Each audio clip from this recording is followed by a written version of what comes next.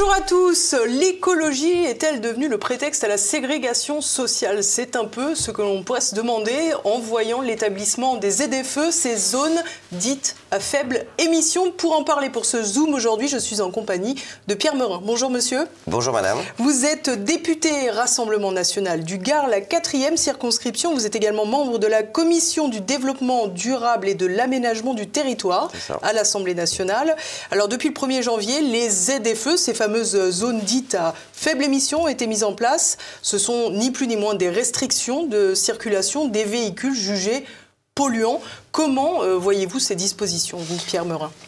De façon assez radicale, je suis largement opposé à ces fameuses zones à faibles émissions mobilité. Il y a une confusion qu'il convient d'éviter par ailleurs. Ce n'est pas un dispositif à proprement parler climatique. Ce n'est pas, entre guillemets, au nom de l'écologie qu'on instaure des ZFE, c'est au nom de la santé publique.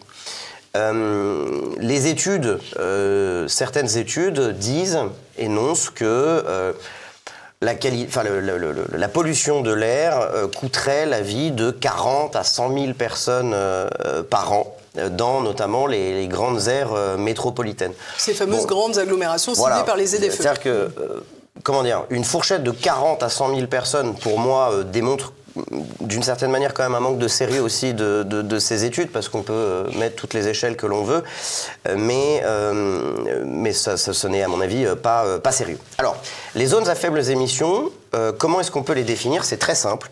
C'est un système, c'est une manière, c'est un dispositif qui conditionne la liberté de circulation, qui est un principe constitutionnel, à un régime d'autorisation. C'est-à-dire qu'on est en train d'inventer dans ce pays un régime d'autorisation pour circuler.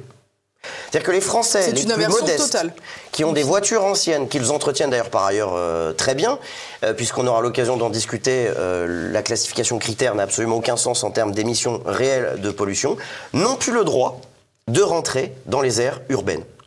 C'est important quand même de l'énoncer de cette façon-là, puisque on se réveille en 2025, en 2026 il y aura les verbalisations, vous avez un véhicule finalement pas si ancien que ça, 20 ans, 25 ans, que vous avez depuis longtemps, que vous entretenez correctement, qui a un contrôle technique impeccable, qui a une assurance, où vous avez un permis valable, et ben vous avez une interdiction de rentrer dans les aires urbaines. Interdiction qui est absolument scandaleuse, que je qualifie moi de séparatiste, puisque la politique d'aménagement du territoire catastrophique a conduit, la métropolisation, je veux dire, a conduit à une désertification des zones rurales, une concentration de tous les services dans les grandes villes. Les professionnels de santé, les bassins d'emploi, les commerces de proximité, les services de santé, les services publics. Désertifiant par cela même les zones rurales. Les gens qui habitaient dans les villes à une époque où l'immobilier était accessible ont été repoussés à l'extérieur des villes. Donc, moralité, ils sont dans les zones rurales, ils y habitent, ils n'ont plus le service, et via les ZFE, on vient leur dire qu'ils n'ont plus le droit de rentrer dans les villes. Donc pour profiter des services qu'ils n'ont plus chez eux. Exactement, on leur a retiré les services qui étaient chez eux. On atteint le stade ultime du séparatisme entre ce que j'appelle trivialement les bobos écolos urbains et, entre guillemets, cette France du travail, cette France bien élevée qui bosse et qui a le droit d'avoir une vieille bagnole. Alors, sans qu'on leur dise que vous êtes des salauds de pollueurs qui tuent des gens. Revenons justement, s'il vous plaît, sur ces véhicules qui sont ciblés finalement par les ZFE. À quoi doivent-ils se plier pour avoir le droit de circuler, justement? On va rentrer un peu dans les détails. Alors, les ZFE obéissent, comme d'habitude, un très beau dispositif bien techno, comme on sait faire dans ce pays, une classification qui s'appelle la classification critère. Il y en a 7, il n'y en a pas 5. Vous avez les véhicules non classés qui n'ont même pas le droit à la vignette critère tellement ils sont anciens. Vous avez 5 vignettes critères et vous avez une vignette critère voiture électrique. Bon. Pour rentrer dans une ZFE, ça dépend évidemment des collectivités territoriales, parce que tout ça est kafkaïen. C'est la loi climat et résilience et la loi d'orientation des mobilités de 2019 qui instaure à partir de 2023 les 12 premières ZFE, donc les plus grandes.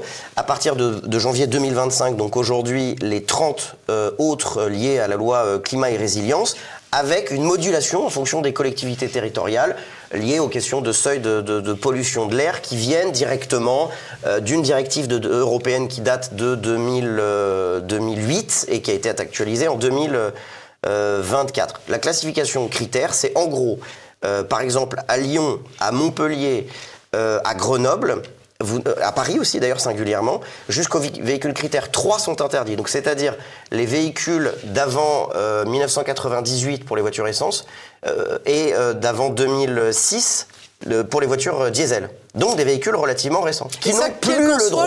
Quel qu'en soit l'état du dit véhicule, évidemment. Exactement, qu'il ait un contrôle technique impeccable, sans défaillance mineure, tout ce que vous voulez. Absolument, absolument. Et donc c'est absolument un scandale, puisque 15 millions à terme, une fois que 2026 sera arrivé, que vous aurez des verbalisations, parce que vous avez un système de verbalisation qui arrive en 2026 par lecture automatique de plaques d'immatriculation, vous aurez jusqu'à 15 millions de véhicules qui sont concernés par ces interdictions, avec, à la clé, une jolie prune de 68 € pour les véhicules particuliers et 235 € pour les poids lourds. Alors là, vous m'avez expliqué que finalement, la circulation de ces véhicules est conditionnée aux vignettes critères. Mais alors, sur quoi repose la classification critère? Est-ce que ça repose, vous avez parlé de date de fabrication, est-ce que ça a une cohérence avec l'environnement? Vous faites bien de me relancer là-dessus. La classification critère repose sur un seul critère, l'ancienneté des véhicules. Voilà. Ça repose sur l'ancienneté des véhicules et non pas sur les émissions réelles de pollution des voitures. On sait aujourd'hui... Pourquoi est-ce que ça a été expliqué, parce que je pense qu'il y a aussi une forme de paresse administrative et intellectuelle à dire ouais, on va faire des ZFE et bon, on va interdire, on va prendre en fonction de la date d'ancienneté des voitures. Sauf que... Mais ça correspond à quelque chose? Ça ne correspond pas aux émissions réelles de pollution. Je vous donne un exemple. Une voiture lourde, électrique par exemple. On sait aujourd'hui que les émissions réelles de pollution viennent à 80% des pneus et des suspensions, et pas des pots d'échappement. C'est ce qui est visé par la classification critère, les pots d'échappement. Autrement dit, une voiture électrique SUV lourde pollue autant, voire plus, qu'une Clio critère 4 ou 5, qui date de 1995, etc. C'est les particules de frottement, hein, qu'on comprenne bien. En fait. Ce dispositif est à la fois scandaleux dans son principe, c'est-à-dire conditionner la liberté de circulation à un régime d'autorisation, mais surtout contestable dans sa mise en application, puisqu'elle repose sur des critères, permettez-moi l'expression, qui sont parfaitement faux en termes d'amélioration de la qualité de l'air. J'ajoute que la qualité de l'air s'améliore dans les villes grâce, non pas aux ZFE, mais au renouvellement naturel du parc automobile et à l'amélioration technologique de nos voitures. Airparif, qui est l'association chargée de la mesure de la qualité de l'air, et qui est favorable aux ZFE, j'ai débattu avec un de leurs représentants récemment, nous indique qu'en termes de particules fines, la pollution de l'air s'est améliorée de 40% en 20 ans, et la pollution au dioxyde et au monoxyde d'azote de 25% sur ces 20 dernières années. Donc on peut décorréler et donc supprimer le lien causal de l'amélioration de la qualité de l'air des ZFE. Ces ZFE n'ont aucun sens en termes d'amélioration de la qualité de l'air, puisque ce sont les améliorations technologiques, écologiques des voitures qui permettent justement de faire baisser la pollution. Est-ce que vous êtes en train de nous expliquer finalement, Pierre Meurin, que tout va bien, Madame la Marquise, qu'il n'y a pas de pollution et qu'il ne faut pas viser à lutter contre cette pollution? Oui, alors les ZFE, effectivement, notre position elle est relativement radicale. Il faut supprimer les ZFE, donc tous les autres partis qui parlent de moratoire, d'ajournement, de non-verbalisation, etc. Nous, on a une position bien claire, c'est qu'il faut supprimer les ZFE. En revanche, sur l'amélioration de la qualité de l'air, en effet, dans le cadre de cette proposition de loi, dans l'exposé des motifs, je propose des solutions alternatives. Il y en a une, notamment, qui est très peu explorée. Il n'y a pas eu d'étude de l'État. Enfin, moi, je serais ministre des Transports. Je commanditerais tout de suite une étude sur l'intérêt du décalaminage, dans le cadre de l'amélioration de la qualité de l'air et de la baisse de la pollution des voitures. Et il m'a été indiqué que le décalaminage qui ne coûte que 60 € par an, permet une baisse de consommation d'essence de 5%, une baisse d'émissions de particules fines de 30%, tout en ayant un coût très résiduel. Donc moi, je serais ministre des Transports, je réfléchirais éventuellement à intégrer ce décalaminage, le rendre obligatoire dans le cadre éventuellement du contrôle technique. Peut-être pour les téléspectateurs, le décalaminage, c'est en gros c'est le nettoyage, exactement, c'est le décrassage des moteurs et notamment les résidus gras qui sont dans les moteurs et qui encrassent les moteurs. Voilà. et qui abîme les moteurs. Ce que les gens comprennent peu aussi, c'est qu'en réalité, ils ont été incités pendant très longtemps à faire l'acquisition de véhicules diesel, et aujourd'hui, c'est vraiment le dernier de la classe, celui qui a le bonnet d'âne, dans l'esprit des Qui fait décideurs. l'ange fait la bête. Vous étiez un ange quand vous aviez une voiture diesel il y a pas si longtemps que ça, une petite vingtaine d'années. Maintenant, vous êtes devenu le diable, et on se souvient, moi ça m'amuse parce que je me souviens de cette phrase de l'incarnation absolue de la Macronie, Benjamin Griveaux, la France qui fume des clopes et qui roule au diesel, avec une forme de mépris de classe qui finalement se retrouve dans ce dispositif séparatiste, j'y tiens beaucoup, que sont les ZFE. Donc en réalité, on a aujourd'hui une certitude, c'est que les ZFE 1 n'ont ou un impact très résiduel sur l'amélioration de la qualité de l'air. Et on en a d'autres des solutions, si vous voulez. On a cette idée sur un moyen terme, long terme, le développement de l'intermodalité et de la multimodalité, c'est-à-dire le développement, le redéploiement de petites lignes fines de desserte de train. Il faut savoir quand même que on nous a dit que rouler en diesel c'était vachement bien, et maintenant on est le diable. On nous dit aujourd'hui que les transports en commun c'est super, mais en 40 ans on nous a fermé 20 000 lignes de trains de desserte fine. Donc en fait on va faire peser sur le Français le plus modeste, le pauvre, le poids de la responsabilité de la pollution, donc de tuer des gens, parce que c'est un peu ce qui est reproché à ces gens-là. Quand vous avez une vignette critère 5, vous êtes un salaud de pollueur, et donc vous êtes responsable de tuer des gens. À quel moment on se dit que dans le contrat social, on sépare géographiquement les gens et on accuse les uns de tuer les autres? Oui, on a un problème et des arguments fondamental. En plus, en plus le dispositif se déconstruit de lui-même. Et d'ailleurs, tout le monde maintenant le reconnaît, de plus en plus. Je n'ai plus de contradicteur, c'est-à-dire que je ne suis plus invité sur les plateaux télé parce qu'ils cherchent un contradicteur politique qui ne veut jamais venir. Ni à gauche, ni dans la Macronie, plus personne ne veut défendre les ZFE. Et donc, on multiplie... ça m'étonnerait. Elle fait... Mais d'ailleurs, elle a compris, Anne Hidalgo. Il multiplie les dérogations.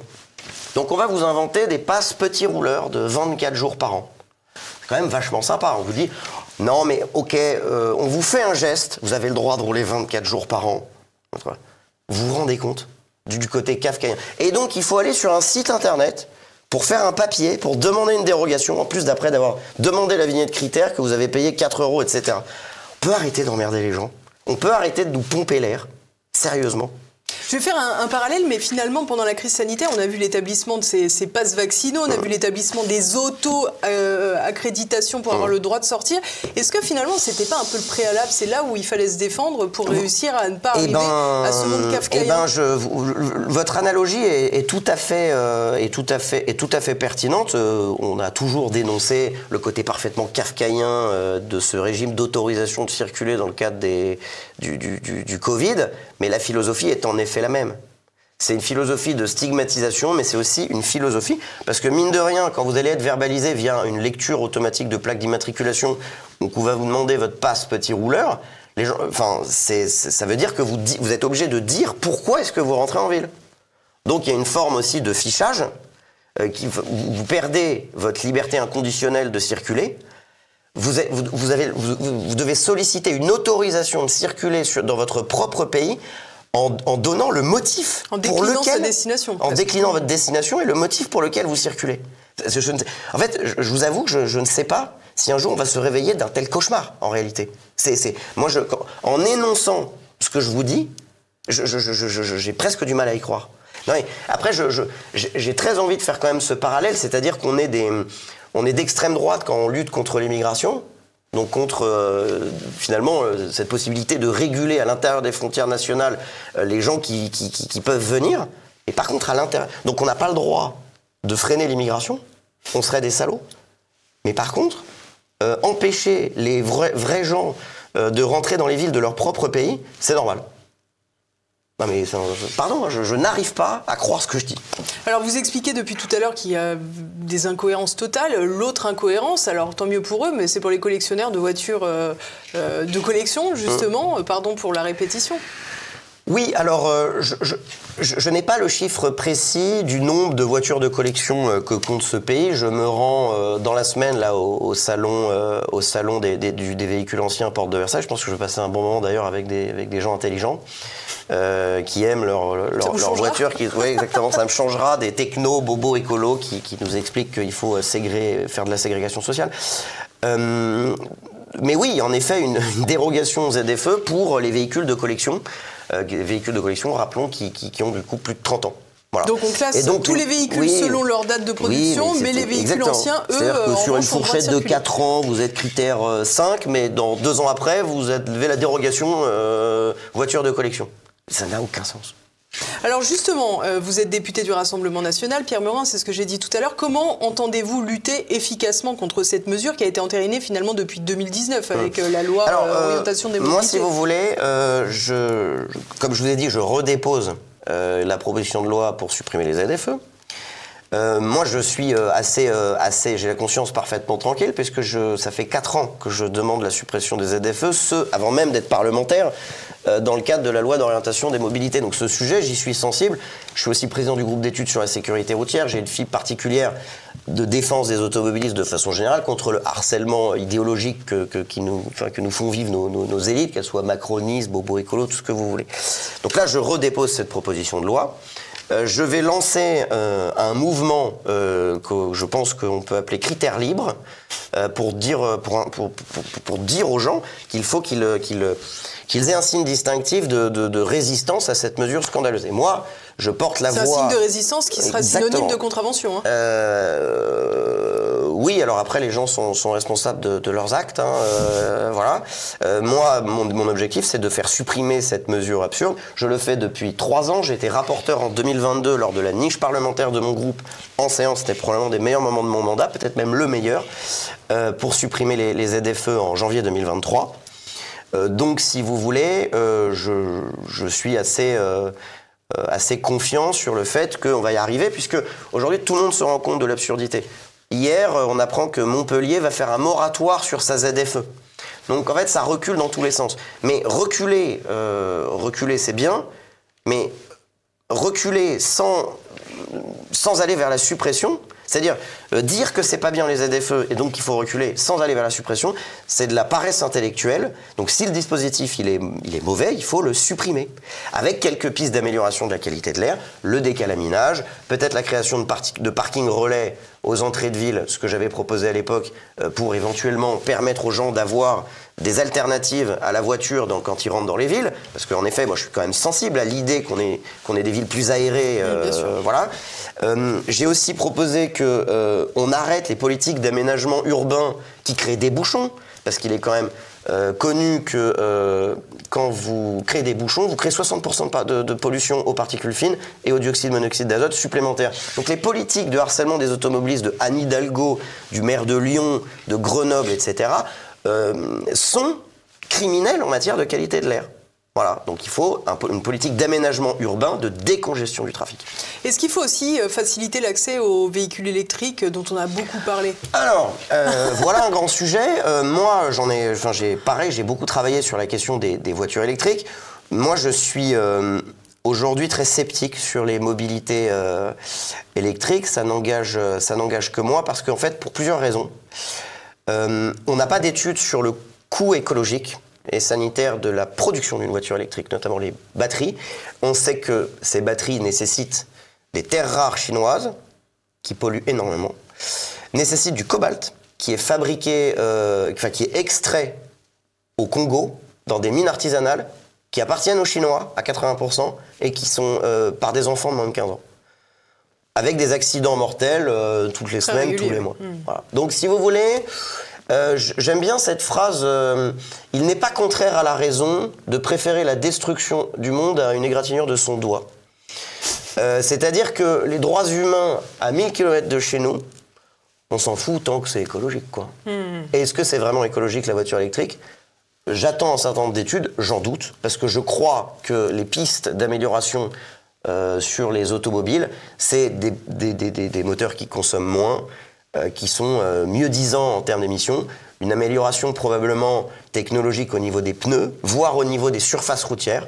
Et ça, enfin, voilà, c'est à l'État de mettre en place ces politiques de recherche qui peuvent créer aussi des filières de travaux publics sans pénaliser l'industrie automobile. De toute façon, on a aussi ce sujet de l'interdiction des voitures, de la vente de voitures thermiques neuves à horizon 2035, via les normes européennes, le pacte vert, etc., où on a le grand capitaine d'industrie, chez Stellantis, chez Renault, qui nous explique que c'est bien sympa, mais ils continueront d'ailleurs de vendre des voitures thermiques sur les marchés émergents qui existeront toujours, et que ça va pénaliser évidemment notre industrie automobile française. Donc c'est comme d'habitude, en fait, tout est lié.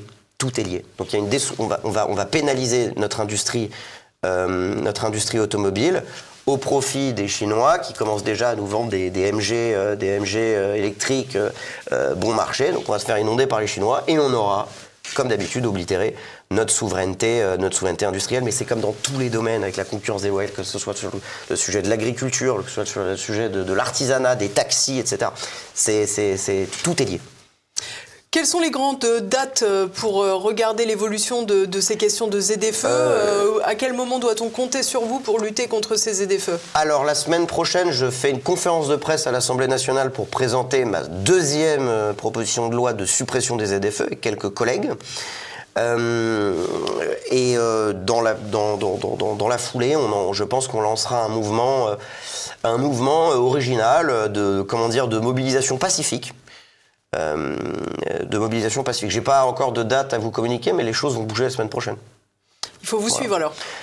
Écoutez, n'hésitez pas. Si le sujet des ZFE vous intéresse, mais en tout cas, j'invite tous vos téléspectateurs à s'intéresser de très près à ce dispositif et surtout à considérer l'état qui est le leur par rapport à ce dispositif.